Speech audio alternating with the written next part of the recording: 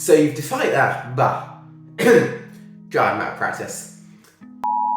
So you finally decided to upgrade from an espresso pod machine to a proper espresso maker.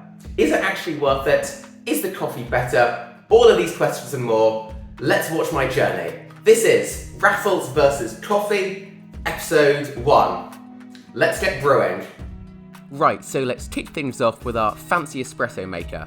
Once you've attached all of those doohickey parts and things, you're then going to add in about a tablespoon of coffee and then tamp it down apparently with about 25 pounds of pressure. If you don't have a tamper, you can use an old sesame jar like I am, and hey, it actually works pretty well.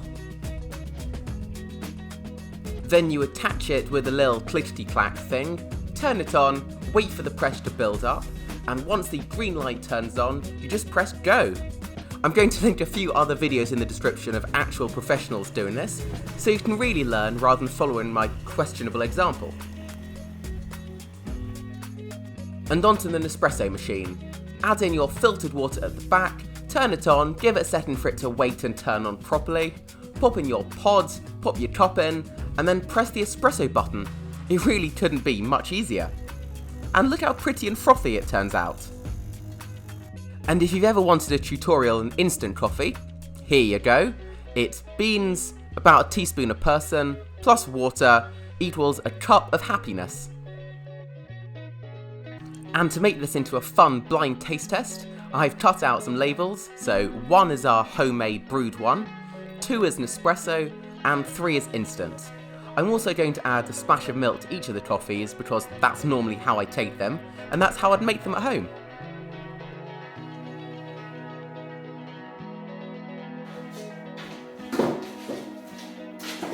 So the real question is, which coffee is actually nicer, and are any of them worth it? So for the most accurate comparison, I have a blindfold. So I'm going to mix up all of these coffees so I don't know which one is which. Okay, and let's try this first cup of coffee.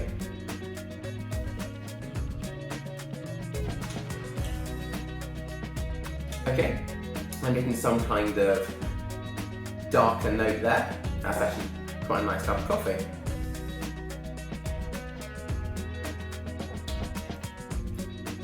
This one feels more bland, more plain, more watery.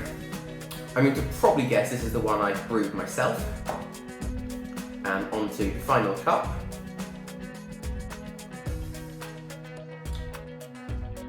Okay, this tastes most recognisably as instant coffee, I want to say. Okay, a quick another taste test.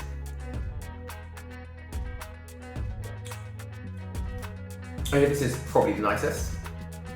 This one, it's a bit bland and watery to be honest. And this one just tastes like instant coffee. Alright, let's see how my guesses were.